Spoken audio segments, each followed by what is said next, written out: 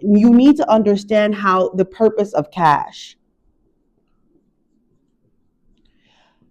Cash is not meant to be just accumulated, spent, and then back at work. No, this is time, energy, and money. When you walk into wealth, you understand that we're wanting to buy back our time. We want to have more time to spend with our families without worrying about the bills being paid. So a lot of individuals, this is a table. A lot of individuals only have one income. One income represents one leg. This is an individual that is a low-income individual. Mind you, one source provides outcome. You have to pay into cars, bills, family, fun stuff. This is how low-income individuals spend their money. This is how low-income individuals think. Low-income individuals only think they need to make enough money to support these things. And sometimes we figure out what we're going to pay so that we can enjoy in other areas. Not totally your fault, because the instability of the economic market and how you have been molded into becoming as an individual. Mind you, we were birthed into an industrialized world. So having this mindset, you would think you're doing okay, but you're not. If you take a look into a different class, let's take a look into middle class. Middle class, they have income, but they have income that can pay this in one bill. So they're high producers. But they also have credit cards. The thing is that they have good credit score, they believe in working and using debt to pay your bills. They keep their money. They store this in the bank. Of course, they have to pay off what they use in credit card, but what they're doing is they're using their debt for their income, right? And they kind of live below their means, but middle class likes to show off. Middle class still likes to have nicer things. They have an elevated of living style. Well, in the middle class, you're still having to choose, although you have two legs on the table, because you're using your credit card payments to pay either into your bills, or you're using or vacations, and then you're using your income to either save and buy into more of what you like. But you got to understand, the outstanding balance on your credit card accumulates interest if not taken care of. A lot of the middle class people, they carry a high balance with their credit cards, not understanding the performance of that portfolio. So either way it goes, this is still broke, and you're not operating in wealth and how it's necessary. People of wealth, they understand these things. They understand that time, energy, and money is what we want at once. So most likely, high-income producers are either giving jobs to low-income individuals in middle class, or they have created a system to where they can afford all of this and this in a week, in a day.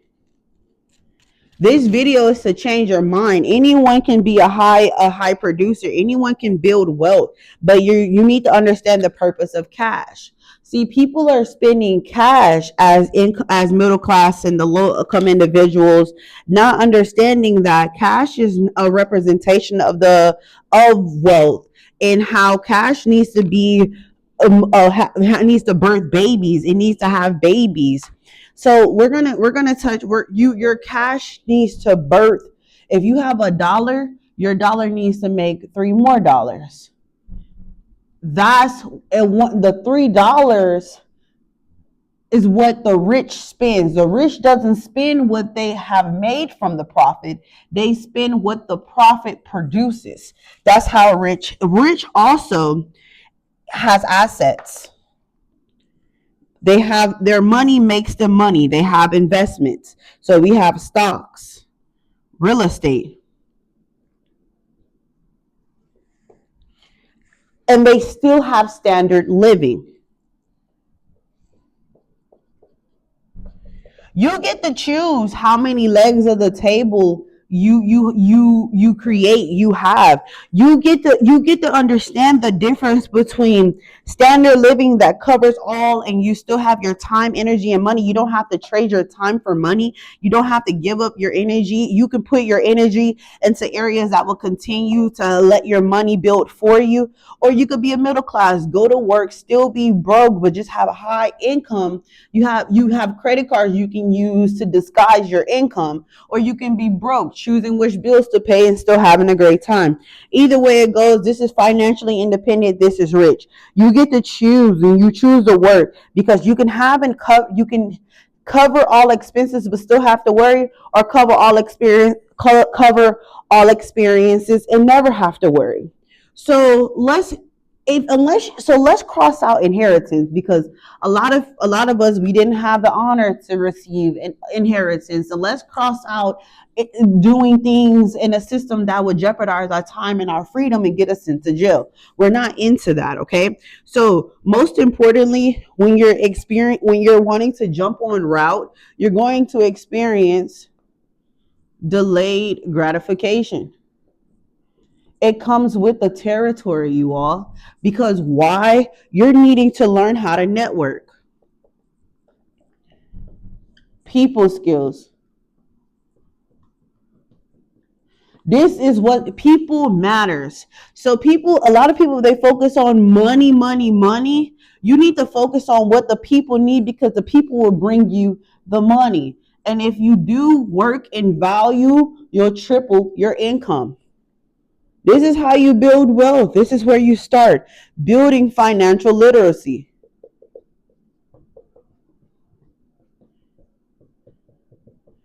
Assets and wealth, you'll pay less taxes with assets and wealth, and you got to understand the tax brackets and how to use debt. As middle class use credit cards to pay off debt, how banks use our money to buy into their assets and bring it back to us, and it leaves them at zero. You can use debt, but you need to bring the profit back to zero. But you have an opportunity. There's opportunities all around you. You want to make informed investment decisions. Well, Nevaeh, what do you mean? Stocks, bonds, real estate. Y'all, I have people that I experienced in my life that I have an honor of meeting, my friends and stuff. They've gotten rich off of stocks and bonds and investing and currency and flipping in the digital market. Also, living below your means. All comes with a sacrifice. But have you developed a plan? Have you developed a goal? What do you want to see? What do you want to experience? That's what matters. Let's take a look at what God says about it. Anyone can create wealth. Anyone.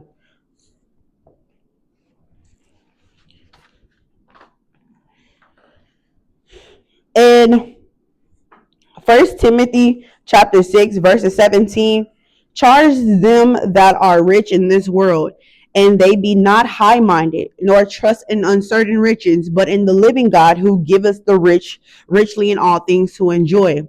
That they do good, and that they be rich in good works, ready to distribute, willing to communicate, laying up the store for themselves and good foundation against time to come.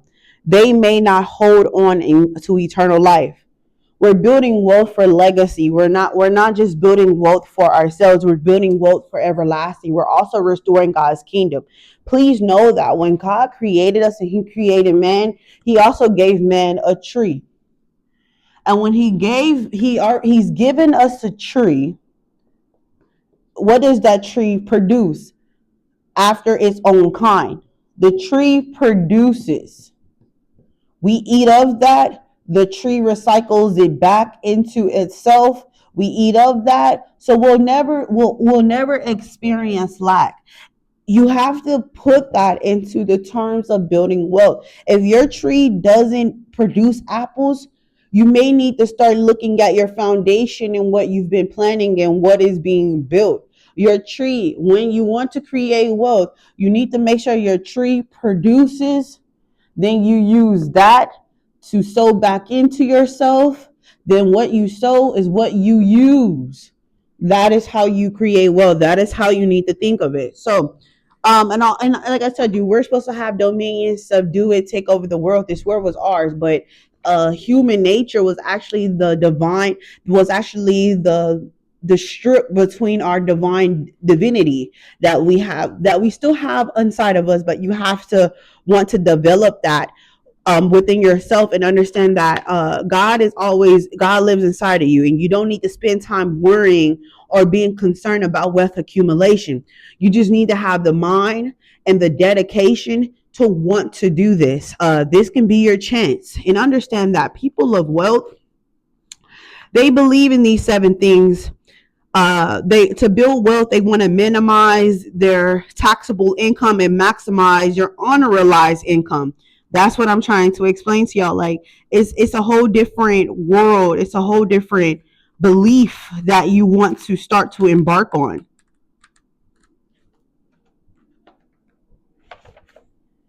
Understand how much you should be worth right now. Also, there's a way to discover if you're an under accumulator or you're an over accumulator.